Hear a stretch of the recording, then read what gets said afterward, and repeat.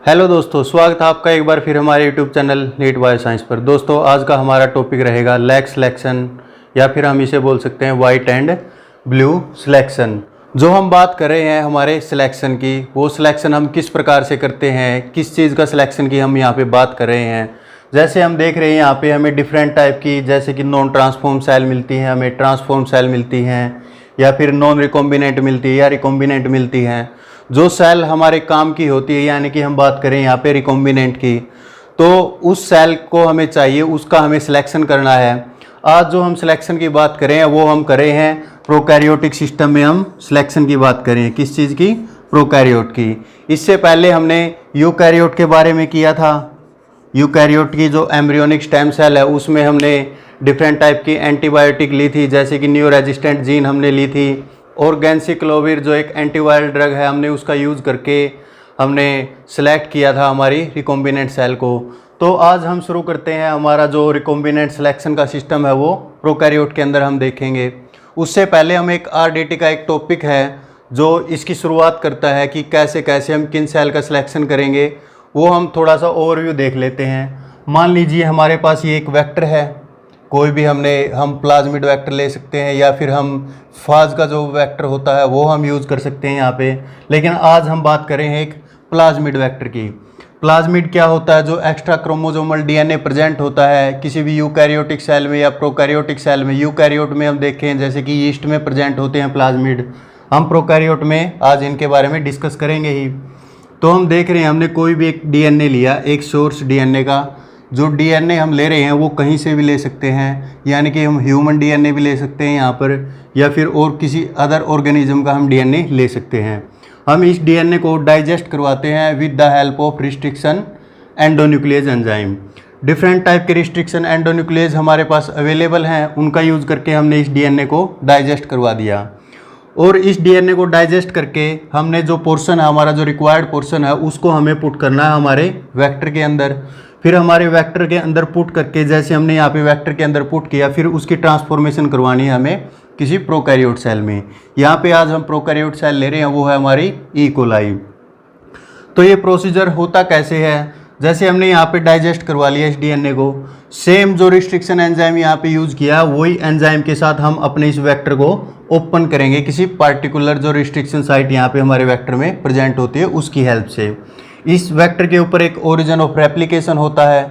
उस origin of replication को हमारी होस्ट सेल है जो वो रिकॉग्नाइज करती है, और अपने एंजाइम की हेल्प से इस जो ये प्लाज्मिड है इसका रेप्लिकेशन करती है, या फिर इसके अंदर जो भी जीन प्रेजेंट होती है उनका ट्रांसक्रिप्शन ट्रांसलेशन पूरा सेंट्रल डोग्मा का जो प्रोसेस है वो प्रोसीड करती है।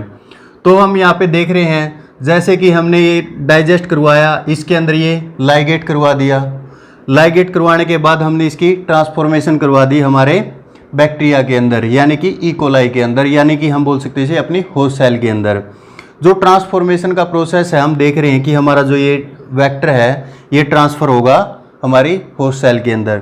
जो ये ट्रांसफॉर्मेशन का प्रोसेस है नेचुरली हम बैक्टीरिया के केस में देखते हैं, लेकिन ये इतना एफिशिएंट नहीं है। कुछ एक जेनरा की जो कुछ एक स्पीसीज हैं, कुछ एक स्पीसीज की जेनरा जैसे बैसिलस हो गया, स्ट्रेप्टोकोकस हो गया, उसके अंदर ये प्रोसेस थोड़ा सा एफिशिएंट है, लेकिन इसको हम पहले कम्पिटेंट बनाते हैं अपनी ट्रांसफॉर्मेशन के लिए।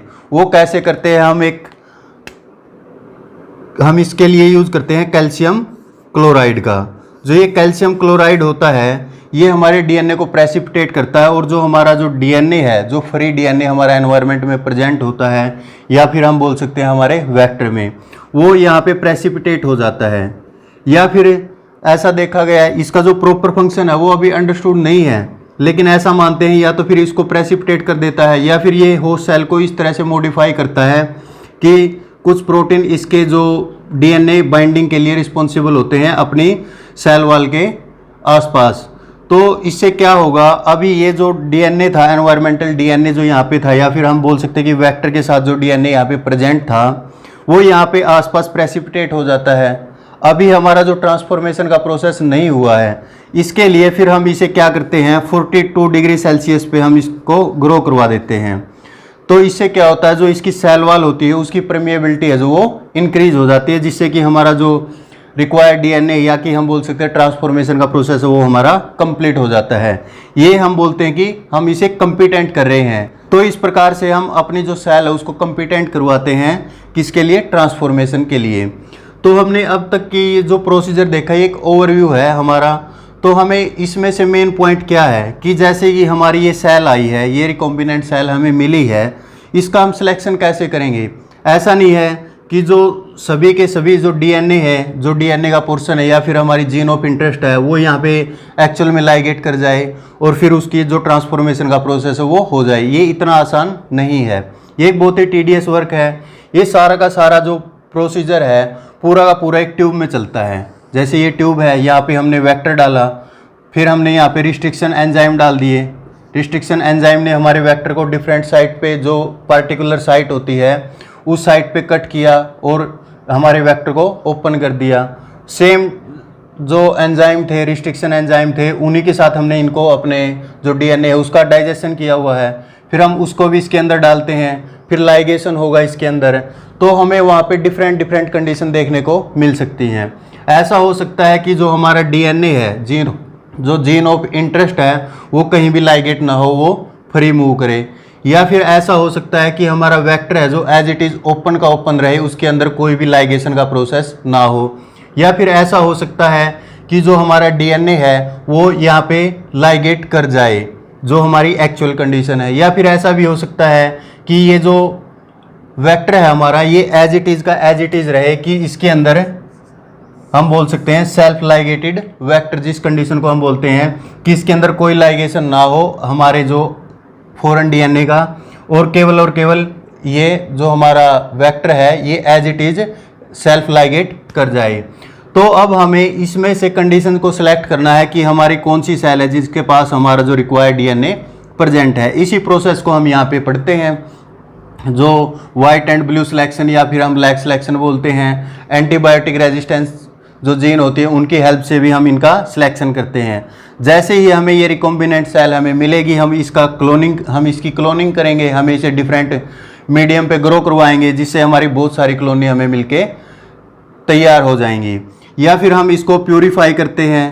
प्यूरीफाई करने के बाद हम इसका डिफरेंट टाइप से हम इसका यूज़ कर सकते हैं किसी भी जीन के एक्सप्रेशन को देखने के लिए, या फिर हम mRNA जो ट्रांसक्रिप्ट है हमारा वो क्या काम करता है, कहाँ पे प्रेजेंट है, डिफरेंट टाइप की टेक्निक के साथ हम इसका यूज़ कर सकते हैं। तो हम देखते हैं कि आगे हमारा प्रोसीजर कैसे होता है, कि कैसे हम इनको सिलेक्ट करेंगे इनमें से। तो सबसे पहले हम देखते हैं सारा प्रोसीजर हमारे एक ट्यूब के अंदर फॉलो होता है और उसके बाद हम इनको सिलेक्ट कर लेते हैं। उनके सिलेक्शन के लिए हम स्ट्रेटजी जो यूज़ करते हैं वो देखते हैं अभी कैसे कैसे हम इसका यूज़ करते हैं। अब आपने पढ़ा होगा कि जो डिफरेंट हमारे प्लाज्मिड होते हैं, प्लाज्मिड के अंदर मोस्टली जो होती है एंटीबायोटिक रेजिस्टेंट जीन जो है प्रेजेंट होती है। तो हम आज यहाँ पे ले रहे हैं हमने ये ले लिया एक प्लाज्मिड। इस प्लाज्मिड के अंदर 2 टाइप्स की जो एंटीबायोटिक रेजिस्टेंट जीन है वो प्रेजेंट है। एक है एम्पिसिलिन रेजिस्टेंट जीन और अनदर जीन है जो वो है टेट्रासाइक्लिन रेजिस्टेंट जीन। जो हम देखते हैं एंटीबायोटिक जनरली उनका फंक्शन क्या होता है, वो या तो सेल वॉल की फॉर्मेशन है जो उसमें इंटरफेयर करती है, जो सेल वॉल फॉर्मेशन होने ही नहीं देगी, जिससे क्या होगा ओस्मोटिक लिसिस हो जाएगी हमारी सेल की, या फिर वो जो ट्रांसलेशन का प्रोसेस है उसको इनहिबिट करती है। जनरली बात कर रहा हूँ मैं, ये 2 टाइप का मेनली जो एंटीबायोटिक का फंक्शन शो करती हैं। अब आप इतने खुश नसीब हैं कि आपको दोनों टाइप की एंटीबायोटिक यहाँ पे देखने को मिल रही है। पहले हम बात करें एम्पिसिलिन रेजिस्टेंट की। जो एम्पिसिलिन की हम बात करें, ये हमारी एम्पिसिलिन रेजिस्टेंट जीन है। अगर हम बात देखें कि हमारी जो एम्पिसिलिन एंटीबायोटिक है वो काम कैसे करती है, वो सेल वॉल फॉर्मेशन में इंटरफेयर करती है। तो जो ये हमारी एम्पिसिलिन रेजिस्टेंट जीन है इसका एक प्रोडक्ट होता है बीटा लैक्टामेज। जो ये प्रोडक्ट है हमारा, यानी कि हम इसे बोल सकते हैं हमारा जो एंजाइम है ये क्या करता है, हाइड्रोलाइज करता है हमारी जो एम्पिसिलिन एंटीबायोटिक होती है। तो ये रेजिस्टेंट प्रोवाइड करता है हमारे कोई भी होस्ट सेल को। और अनदर जो ये है टेट्रासाइक्लिन रेजिस्टेंट जीन। जो टेट्रासाइक्लिन हमारी एंटीबायोटिक है वो काम कैसे करती है, जो अमीनो एसाइल टीआरएनए होता है उसकी बाइंडिंग को इनहिबिट करती है विद 30S जो स्मॉल सब यूनिट होती है राइबोसोम की, उसके साथ उसकी उसके साथ बाइंडिंग को इनिबिट करता है हमारा टेट्रासाइक्लिन। अब ये टेट्रासाइक्लिन रेजिस्टेंट जो जीन होती है इसका प्रोडक्ट क्या होता है, एक मेम्ब्रेन प्रोटीन होता है। ये हमारी सेल वॉल या हम बोल सकते हैं प्लाज्मा मेम्ब्रेन है। यहाँ पे एक मेम्ब्रेन प्रोटीन हमारा इस जीन ने इनपुट करवा दिया जो इस जीन का प्रोडक्ट होगा। तो वो क्या करेगा, यहाँ पे टेट्रासाइक्लिन जो सेल के अंदर प्रेजेंट है उसका इफ्लक्स कर देगा बाहर की साइड, तो इसकी टॉक्सिसिटी को ये रोकता है। इस प्रकार से ये हमारी टेट्रासाइक्लिन रेजिस्टेंट जीन है जो हमारा प्रोटेक्शन प्रोवाइड करती है हमें टेट्रासाइक्लिन के प्रति हमारी होस्ट सेल को। तो हम देख रहे हैं यहाँ पे जैसे ही हमने ये वेक्टर है जो हमें किसी भी होस्ट सेल में ये पुट कर दिया है, ये हमारी होस्ट सेल के अंदर हमारा ये वेक्टर आ गया है।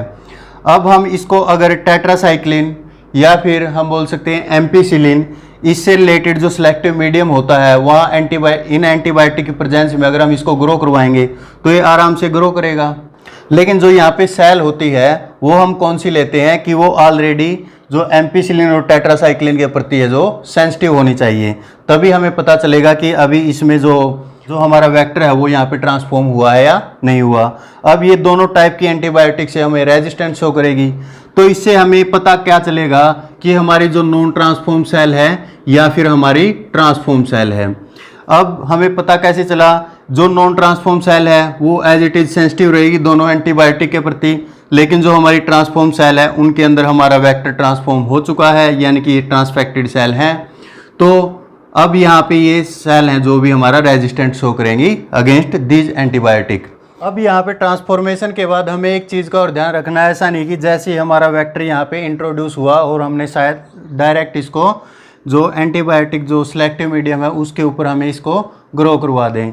उसके लिए हमें थोड़ा सा वेट करना पड़ेगा ताकि जो हमारा वेक्टर है यहाँ पे इंट्रोड्यूस हो जाए और जो हमारा होस्ट सेल है उसके जो एंजाइम है वो सिंथेसाइज हो जाएं, ताकि वो यहाँ पे स्टैंड कर सके इन एंटीबायोटिक की प्रेजेंस में। ऐसा नहीं कि डायरेक्ट अगर हम इसको प्रोवाइड करवा देंगे एंटीबायोटिक या जो सिलेक्टिव मीडियम है तो वहाँ पे ये ग्रो ही नहीं कर पाएगी, क्योंकि तब तक इसका जो ट्रांसक्रिप्शन या ट्रांसलेशन का जो प्रोसेस है वो स्टार्ट ही नहीं होगा। तो उसके लिए हमें क्या है कि जैसे ये ट्रांसफॉर्म होते हैं उससे पहले हम इसको लगभग 1 आवर के लिए हमें जो न्यूट्रिशन मीडिया है जहाँ पे जो विदाउट एंटीबायोटिक का मीडियम है उसके ऊपर हम इसको ग्रो करवाएंगे। उसके बाद हम उसको एंटीबायोटिक जो हमारा सिलेक्टिव मीडियम है जिस पे एंटीबायोटिक प्रेजेंट है उसके ऊपर हम इसको ग्रो करवाएंगे। तो अब यहाँ पे हमें 2 प्रकार की सेल मिली, नॉन ट्रांसफॉर्म और ट्रांसफॉर्म। अब ट्रांसफॉर्म भी 2 टाइप की सेल हैं। या तो हो सकता है कि हमारा जो वेक्टर है सेल्फ लाइगेट कर गया है जिससे हमें नॉन रिकॉम्बिनेंट सेल मिलेंगी, या फिर हम देख सकते हैं कि हमें रिकॉम्बिनेंट सेल मिली हैं और हमारा डिजायर्ड जो प्रोडक्ट है वो हमें मिल चुका है। तो अब जो ट्रांसफॉर्म सेल है उनमें से हमें रिकॉम्बिनेंट और नॉन रिकॉम्बिनेंट का सिलेक्शन करना है। वो हम कैसे करेंगे, उसके लिए हम एक और स्ट्रेटजी फॉलो करते हैं। वो क्या है, हम लेते हैं यहाँ पे एक और अनदर, हम वेक्टर की बात कर रहे हैं। जो फर्स्ट वेक्टर था PBr 322, ये फर्स्ट वेक्टर था जो हमने रिमूव किया था, जिसकी हमने स्टडी की थी। तो इसके अंदर क्या होता है, इसका अगर हम कंस्ट्रक्ट देखें तो इसके अंदर प्रेजेंट होती है एक एम्पीसिलिन रेजिस्टेंट जीन प्रेजेंट होती है और एक होती है टेट्रासाइक्लिन रेजिस्टेंट जीन, और यहाँ पे एक ओरिसाइट है जो जिसको होस्ट रिकॉग्नाइज करता है, जो इसके रेप्लिकेशन के लिए रिस्पॉन्सिबल होगी। अब हम क्या करते हैं, जो हमारा जीन ऑफ इंटरेस्ट है, जो हमारा फ्री डीएनए है, हम उसको लाइगेट करवाते हैं एक पार्टिकुलर साइट पे। यानी कि वो साइट कहाँ पे है, हमारी टेट्रासाइक्लिन रेजिस्टेंट जो जीन है वहाँ पे हमारी जो साइट है रिस्ट्रिक्शन एंजाइम के लिए वो प्रेजेंट है।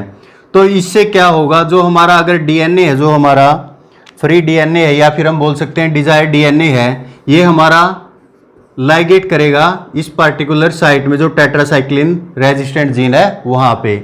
हम यहाँ पे बात करें हैं BAM-H1 जो हमारा रिस्ट्रिक्शन एंडोन्यूक्लियस एंजाइम है, हम इसके यूज से हम इसको कट करते हैं।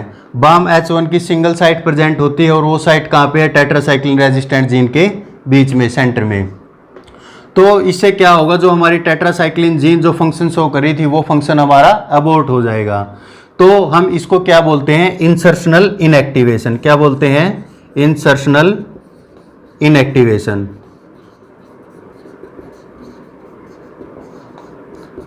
अब हमने जैसे ही हमारी सेल ग्रो करवाई एक न्यूट्रिशन मीडिया पे, सिलेक्टिव न्यूट्रिशन मीडिया पे, हम फर्स्टली जो देखते हैं जो नॉन ट्रांसफॉर्म सेल होगी उनके अंदर ना तो ये जीन प्रेजेंट होगी और ना ही ये प्रेजेंट होगी, तो वो क्या हो जाएंगी, सेंसिटिव होंगी और वो ग्रो ही नहीं कर पाएंगी हमारे सिलेक्टिव मीडियम पे। सिलेक्टिव मीडियम में हम क्या लेंगे, एम्पिसिलिन एंटीबायोटिक पे हम इनको ग्रो करवाएंगे। जिस भी सेल में ये, मान लीजिए हमारी ये सेल है, हमें डिफरेंट टाइप की सेल मिली है, ये हमारी पेट्री प्लेट है और इस पे जो न्यूट्रिशन मीडिया है उस पे हमने लिया है एम्पिसिलिन एंटीबायोटिक। अगर एम्पिसिलिन एंटीबायोटिक यहाँ पे प्रेजेंट है, जो नॉन ट्रांसफॉर्म सेल हैं जिनके अंदर कोई भी वेक्टर का ट्रांसफॉर्मेशन नहीं हुआ, वो तो यहाँ पे सर्वाइव ही नहीं कर पाएंगी, तो हमारी ये सेल क्या हो जाएंगी, खत्म हो जाएंगी यहाँ से। तो जो सर्वाइव करेंगी वो सेल कौन सी होंगी, जिनके पास एम्पिसिलिन रेजिस्टेंट जीन प्रेजेंट है। और वो, इसका मतलब हमें क्या पता चला कि जो हमारा वेक्टर है वो तो ट्रांसफॉर्म हुआ है, यहाँ पे जो वेक्टर है हमारा उसकी ट्रांसफॉर्मेशन हुई है, लेकिन हमें ये नहीं पता कि जो वेक्टर है वो सेल्फ लाइगेटेड है, यानी कि ये वेक्टर ऐसा है या फिर ये वेक्टर ऐसा है। इस कंडीशन का हमें अभी पता नहीं है, इसका हमें पता लगाना है।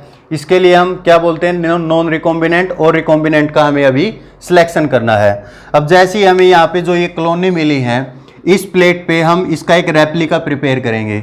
इसका रेप्लिका प्रिपेयर करके हम अनदर जो पेट्री प्लेट है उसके ऊपर उस रेप्लिका को पुट करेंगे, तो हमारी जो कॉलोनी है वो यहाँ पे आ जाएंगी, सारी की सारी कॉलोनी हमारी यहाँ पे दिखेंगी हमें।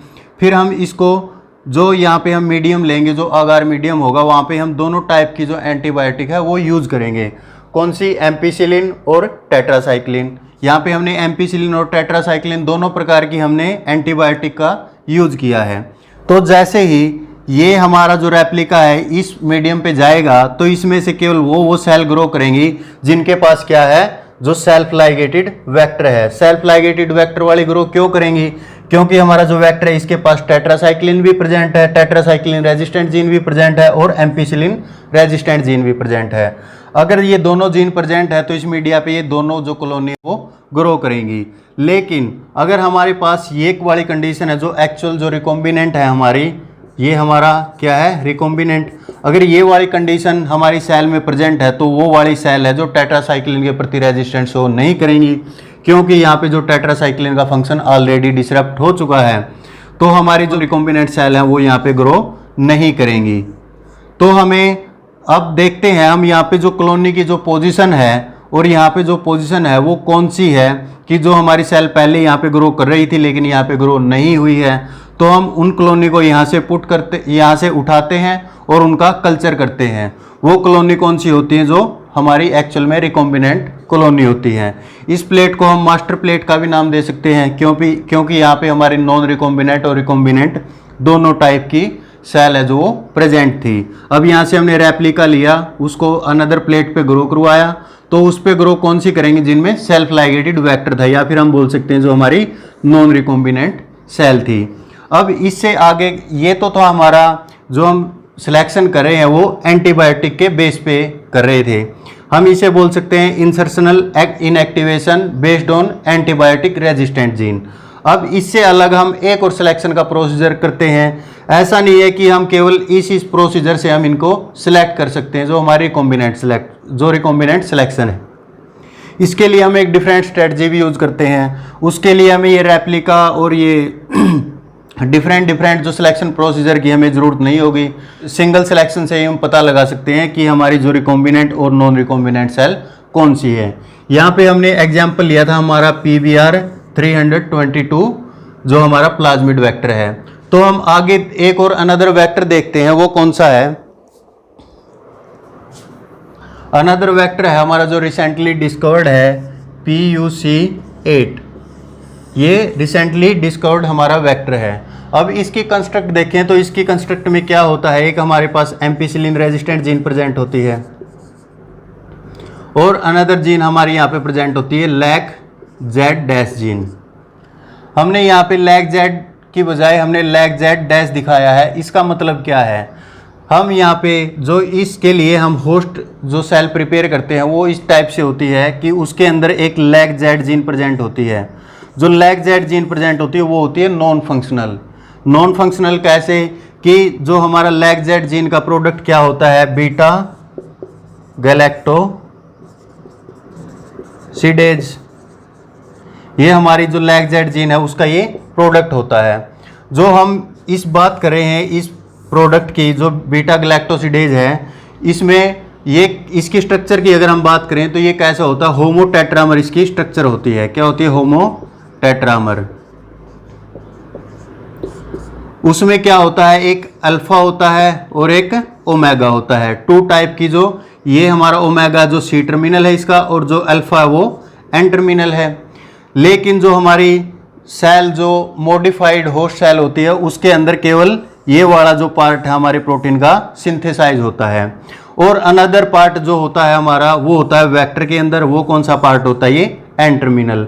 तो हम यहाँ पे जो हमारा PUC 8 का एग्जाम्पल देख रहे हैं, वेक्टर कंस्ट्रक्ट देख रहे हैं, यहाँ पे हमारा क्या लैक्जेड डैश जीन है जो किसके लिए रिस्पॉन्सिबल है? एन टर्मिनल के लिए, यानी कि अल्फा जो प्रोटीन अल्फा पेप्टाइड है उसकी फॉर्मेशन के लिए।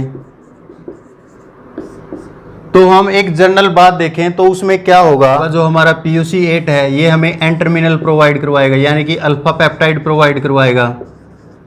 और जैसे ही हम इसको ट्रांसफॉर्म करवाएंगे हमारी ई कोलाई सेल के अंदर, तो उसके अंदर क्या होगा, ओमेगा पेप्टाइड प्रेजेंट होगी, तो दोनों के अंदर कॉम्प्लीमेंटेशन होगा। तो इसको हम बोलते हैं अल्फा कॉम्प्लीमेंटेशन, अल्फा कॉम्प्लीमेंटेशन। तो हमारा जो एक्चुअल प्रोडक्ट है यानी कि बीटा गैलेक्टोसिडेज है वो हमें मिल जाएगा इससे, इस प्रोसेस के थ्रू। तो हमें अब सिलेक्शन करना हमारे रिकॉम्बिनेंट और नॉन रिकॉम्बिनेंट का, तो उसके लिए हम क्या करते हैं, जो हमारा बीटा गैलेक्टोसिडेज जो प्रोडक्ट हमें मिलता है, बीटा गैलेक्टोसिडेज जो हमें प्रोडक्ट मिलता है, ये क्या करता है, लैक्टोज को कन्वर्ट करता है ग्लूकोज एंड गैलेक्टोज के अंदर। उसके अलावा एक कंपाउंड होता है क्रोमो कंपाउंड, वो क्या है, एक्स गाल। तो ये इसको भी ब्रेक करता है। जैसे ये इसको ब्रेक करेगा तो हमें क्या मिलेगा, ब्लू कॉलोनी मिलेंगी। क्या मिलेगा, ब्लू कॉलोनी, अगर हमारी जो जीन है उनका कॉम्प्लीमेंटेशन होता है। तो अब हम इस वेक्टर की बात देखेंगे काम कैसे करता है, या फिर हम रिकॉम्बिनेंट या नॉन रिकॉम्बिनेंट को हम यहाँ से कैसे सिलेक्ट करेंगे। वो कैसे करते हैं, हमने हमारा वेक्टर कंस्ट्रक्ट लिया, यहाँ पे एक एम्पिसिलिन रेजिस्टेंट जीन प्रेजेंट है और यहाँ पे हमारी लैक जेड जीन जो प्रेजेंट है। अब हमारा जो कंस्ट्रक्ट है या फिर हमारा डीएनए है वो हम पुट करेंगे इस साइट पे with the help of specific restriction endonuclease enzyme. तो हमारा जो डीएनए है वो सेम उसी रिस्ट्रिक्शन एंजाइम से कट किया जाएगा जिससे हम यहाँ पे इस वेक्टर को ओपन करने के लिए यूज करेंगे। जैसे ही हम यहाँ पे हमारे डीएनए को लाइगेट करवाएंगे तो जो हमारी लैक जेड डैश जीन है जो इसका फंक्शन क्या हो जाएगा, अबॉर्ट हो जाएगा। और फिर हम इसको ट्रांसफॉर्म करेंगे, जो हमारा प्रोडक्ट हमें मिला है, यहाँ पे एम्पिसिलिन रेजिस्टेंट जीन प्रेजेंट है और हमने इसको ट्रांसफॉर्म करवा दिया इस सेल के अंदर। अब जो जैसे हमने इसका ट्रांसफॉर्मेशन करवाया, हम इनको ग्रो करवाएंगे एक पेट्री प्लेट पे। पेट्री प्लेट पे हमें एक कॉलोनी मिलेगी। अब ये जो मीडियम था, हमने पेट्री प्लेट पे जो अगार मीडियम लिया है, यहाँ पे क्या प्रेजेंट था, हमारी एम्पिसिलिन जो एंटीबायोटिक है वो यहाँ पे प्रेजेंट थी। अब हम यहाँ पे देख रहे हैं जो हमारा वेक्टर है, जो एज इट इज वेक्टर यहाँ पे ट्रांसफॉर्म हुआ है, यानी कि जो सेल्फ लाइगेटेड वेक्टर ट्रांसफॉर्म हुआ है वो कॉलोनी भी यहाँ पे ग्रो करेंगी।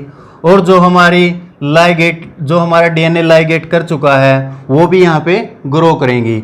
तो इससे जो नॉन ट्रांसफॉर्म सेल है, यानी कि इस टाइप की जो सेल है वो इसके प्रति सेंसिटिव होंगी, तो वो तो ग्रो ही नहीं कर पाएंगी। तो यहाँ से हमें जो ट्रांसफॉर्म सेल मिली, ट्रांसफॉर्म में हमें दोनों प्रकार की मिली, नॉन रिकॉम्बिनेंट भी और रिकॉम्बिनेंट भी।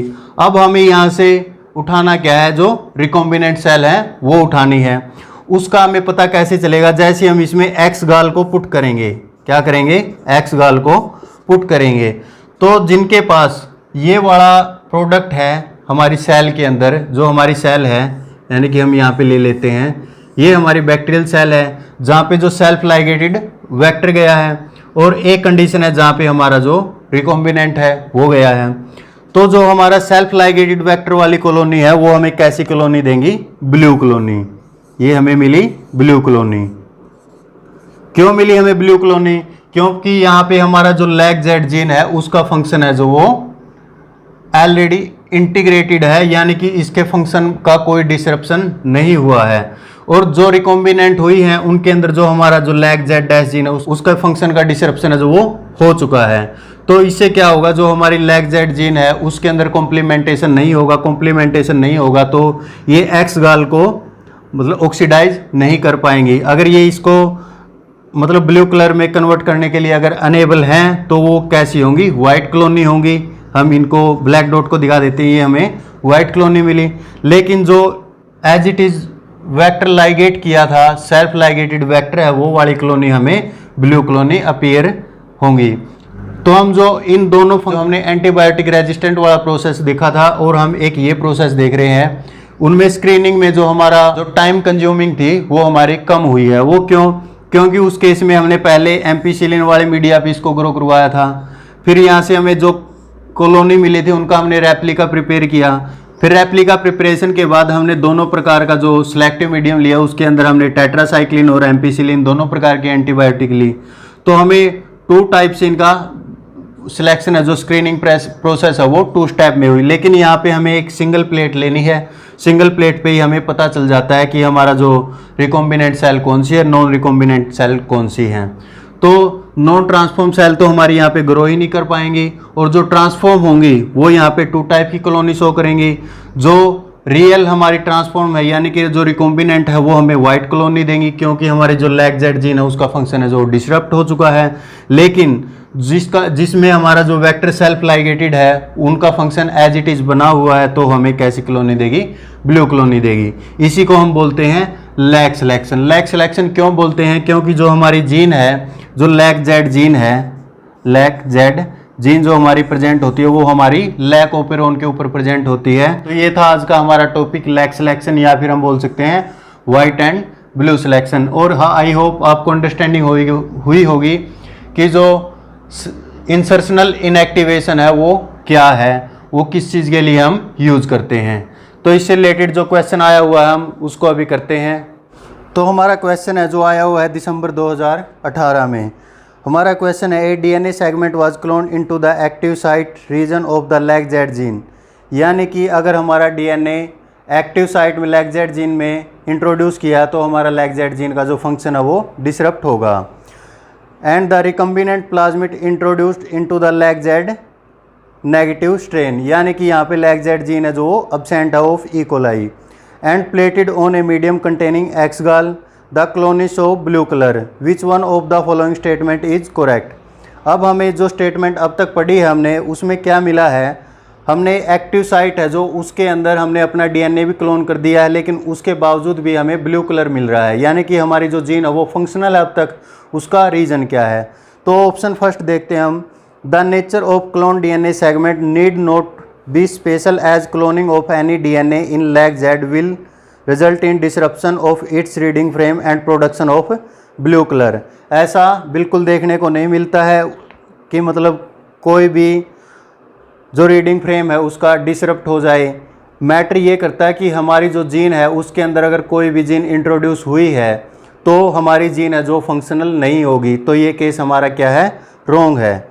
तो सेकंड ऑप्शन की अगर हम बात करें, the clone DNA segment could be A group 1 intron whose remove from the precursor lag Z transcript in E coli result in production of mature lag Z mRNA which can be produce active lag Z protein.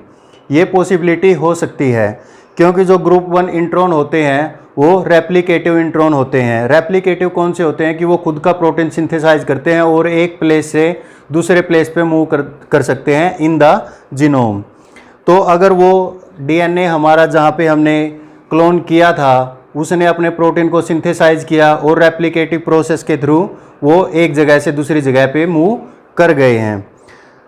Third option है हमारा, the clone sequence is likely to be lac Y sequence which is naturally a part of lac operon in E coli. अब lac operon हमने पढ़ा है, उसमें एक lac Z gene होती है जो बीटा गैलेक्टोसिडेज का सिंथेसिस करती है, एक लैक वाई जीन होती है जो परमिएज का सिंथेसिस करती है।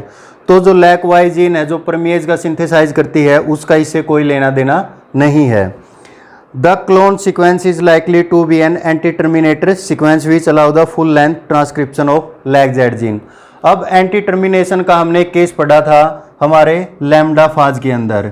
उसमें क्या होता है, एक एंजीन होती है जो एंटी टर्मिनेटर सिग्नल का प्रोडक्शन करती है, जिससे क्या होता है जो फुल लेंथ हमारी जो डीएनए की होती है उसका पूरे का ट्रांसक्रिप्शन हो जाता है। लेकिन ये केस क्या था कि जो हमारी एंजीन है वो यहाँ पे प्रेजेंट है, उसके बाद में जो भी डाउनस्ट्रीम जो हमारी सीक्वेंस प्रेजेंट है, ये एक सिस्ट्रोन हो गया हमारा, यानी कि हम यहाँ पे ले लेते हैं ये एक सिस्ट्रोन है हमारा जहाँ से एक पार्टिकुलर जीन का ट्रांसक्रिप्शन होता है। आगे ये नेक्स्ट है, इसमें क्या होता है जो ये एंटी टर्मिनेटर सिग्नल जो बनाती है उससे आरएनए पॉलीमरेज केवल इसके ट्रांसक्राइब के बाद नहीं रुकेगा, उसके बाद फर्दर जो डाउनस्ट्रीम जो जीन प्रेजेंट है उनका भी ट्रांसक्राइब करेगा। ये काम होता है एंटी टर्मिनेटर सिग्नल का। ऐसा नहीं कि कोई भी एंटी टर्मिनेटर सिग्नल हमारे सिस्ट्रोन के अंदर प्रेजेंट होता है। अगर कोई भी जीन हमारे सिस्ट्रोन के अंदर प्रेजेंट है तो उस जीन का जो ट्रांसक्रिप्शन नहीं होगा। इसमें जो हमारा राइट ऑप्शन क्या है, सेकंड ऑप्शन है, क्योंकि जो क्लोन डीएनए है वो एक टाइप से ग्रुप 1 इंट्रॉन हो सकता है जो मूव कर गया है, हमारी लैग-जेड जो जीन थी उससे बाहर चला गया, जिससे उसका फंक्शन है जो रिटेन हो चुका है। तो ये था हमारा टॉपिक। आई होप आपको ये समझ में आया होगा। Thank you.